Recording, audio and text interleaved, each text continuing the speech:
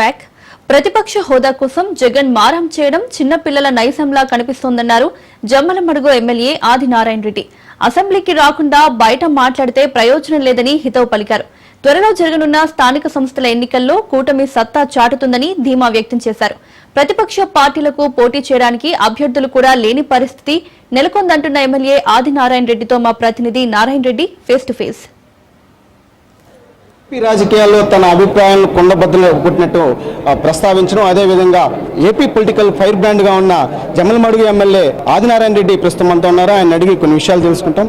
Sir చెప్పండి sir, YS Jaganmohan Reddy తనకు ప్రతిపక్ష హోదా ఇస్తేనే తాను అసెంబ్లీకి వస్తుందని చెప్పి మారం చేస్తున్న పరిస్థితి ఉంది. గతంలో కూడా కోర్టుకు కూడా వెళ్ళిన పరిస్థితి ఉంది. అంటే ప్రజా సమస్యలను ప్రస్తావించే వేదికగా ఉన్న అసెంబ్లీలో ఆయన రాకపోవడం ఎలా చూడాలి? ఇప్పుడు మీరు క్వశ్చన్ అడిగేటప్పుడే ఉంది మారామని. ఆయన మారం చేస్తున్నాడు. అవకాశం లేని అవకాశాన్ని కోరుతున్నాడు. ప్రజలు తిరస్కరించిన స్థానాన్ని కోరుతున్నాడు. కాబట్టి అతనికి ఆ రైట్ లేదు. కోర్టు కూడా ఖచ్చితంగా అతనికి వ్యతిరేకంగా రాబోతుంది తీర్పు. 11 స్థానాలు, అది కూడా బొటాబొట్టి. తన దాంట్లో కూడా తన పులివెందులో కూడా 92,000 నుండి 64,000 అంటే ఓట్లు, దాదాపు 30,000 ఓట్లు మైనస్ వచ్చినాయి. తన మొన్ననే పులివెందులో ఒక జెడ్పీటీసీ ఉప ఎన్నికల్లో డిపాజిట్ కూడా కోల్పోయినాడు. కాబట్టి అతను ఏదైనా మాట్లాడతాడు. ఈ ఊగదంపుడు చెల్లదు. అసలు వచ్చి తనకు మైకు కావాలంటే 11 మంది మైకు తనే తీసుకొని మాట్లాడచ్చు. మీడియా పాయింట్, అసెంబ్లీ మీడియా పాయింట్లో మాట్లాడచ్చు. అది చెప్పకుండా బయట ఏదో క్యాసెట్ రిలీజ్ చేస్తే రాజకీయం నడిచేదైతే చాలామంది అందరూ ఎక్కడో బయట ఎగ్జామ్ హాల్లోనే ఎగ్జామ్ రాయాలి తప్ప బయట హాల్లో రాస్తే ఎగ్జామ్ చెల్లదు. ఎట్లనో అసెంబ్లీలో మాట్లాడాల్సిన అంశాలను బయట మాట్లాడితే చెల్లవు కూడా.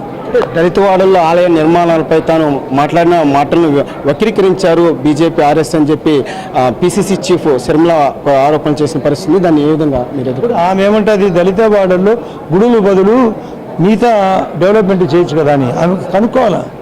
దళితవాడల్లో ఫస్ట్ కోట యొక్క రోడ్లు కానీ, డ్రైనేజ్ కానీ, వాటర్ కానీ, ఇండ్లు కానీ, ఉద్యోగ అవకాశాలు కానీ, ప్రమోషన్స్ కానీ వాళ్ళకే ఫస్ట్ కోట ఉంది. గ్యాస్ కనెక్షన్లో కూడా. ఆ తర్వాత ఈ గుడులు కూడా కట్టాలా ఉద్దేశం. హిందూ సంస్కృతి దాంట్లో సిజిఎఫ్ కామన్ గుడ్ ఫండ్ ఉంది. దాన్ని బేస్ చేసుకొని ఆయన అనౌన్స్మెంట్ అటు బిఆర్ నాయుడు గారు కానీ చంద్రబాబు నాయుడు గారు కానీ కలిగిగా చెప్పిన స్టేట్మెంట్.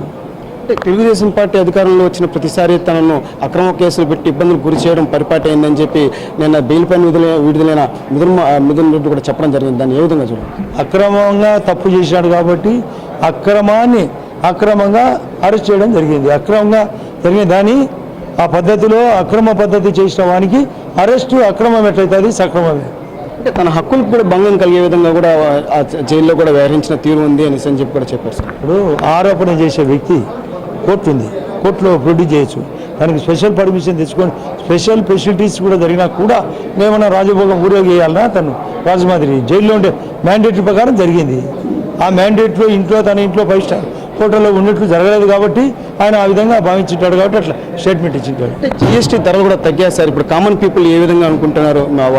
నేను జమ్మలమడుగులో వ్యక్తిగతంగా విచారించిన డబల్ ధమాకా, ఒకవైపు దసరా ధమాకా కొందరు అనౌన్స్మెంట్ ఇచ్చారు, ప్లస్ జిఎస్టీ తగ్గుదల. 1000 రకాలుగా ఉత్పత్తులు తగ్గినాయి.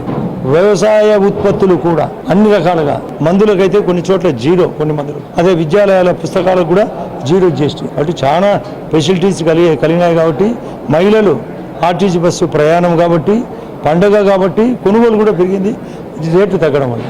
స్థానిక సంస్థల ఎన్నికల్లో కూడా ఏ విధంగా మీరు రాణించబోతున్నారు సార్? కూటమి కూడా అసలు కూటమి బలంగా ఉంది. కూటమి బలంగా వాళ్ళు పోటీ చేసే పరిస్థితులు లేరు. పోటీ చేసినా డిపాజిట్ కూడా రావు. వైఎస్ జగన్మోహన్ రెడ్డి అసెంబ్లీలో ప్రస్తావించాల్సిన అంశాలను అసెంబ్లీలో ప్రస్తావించకుండా కేవలం బయట ప్రస్తావించడం వల్ల ప్రయోజనం లేదని చెప్పి కూడా జమ్మలమడుగు ఎమ్మెల్యే ఆదినారాయణ రెడ్డి చెప్తున్నారు. అలాగే స్థానిక సంస్థల ఎన్నికల్లో కూడా తమ కూటమి ప్రభుత్వం బలమైన మెజార్టీని సాధించబోతుందని చెప్పి కూడా ఆయన ఆశాభావాన్ని వ్యక్తం చేస్తున్నారు. అయితే ఏదైతే స్థానిక సంస్థల ఎన్నికల్లో ప్రతిపక్ష పార్టీలు పోటీ చేసే పరిస్థితి కూడా లేదని చెప్పి కూడా ఆయన కరాఖండిగా చెప్తున్న పరిస్థితి. కెమెరామెన్ రమణతో నారాయణ, రాజ్ న్యూస్, తిరుపతి.